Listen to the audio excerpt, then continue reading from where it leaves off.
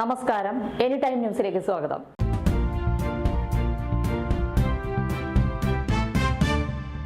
സ്പന്ദനം വടക്കാഞ്ചേരിയുടെ 10ാമത് രാജ്യാന്തര ചലച്ചിത്രമേള ജൂലൈ 5 മുതൽ ജൂലൈ 10 വരെ ന്യൂരാഗം തിയേറ്ററിൽ നടത്തുവാൻ തീരുമാനിച്ചതിന്റെ പ്രാരംഭ ചർച്ചകൾക്ക് വടക്കാഞ്ചേരി ഫെഡറൽ ബാങ്കിന് സമീപത്തുള്ള മാക്സ് മീഡിയയിൽ തുടക്കം കുറിച്ചു.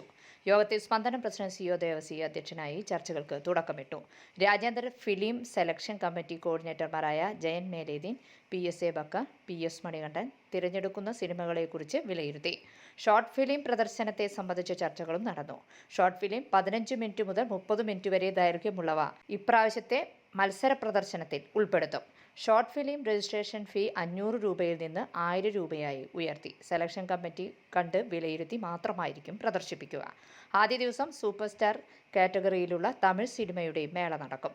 ഇപ്രാവശ്യം 6 ദിവസങ്ങളിലായിട്ടാണ് രാജ്യാന്തര ചലച്ചിത്രമേള നടത്തുക.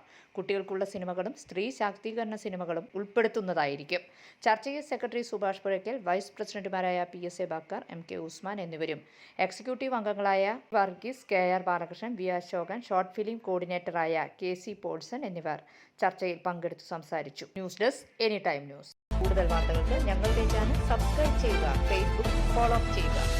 വാർത്തകൾ വേഗത്തിലറിയാൻ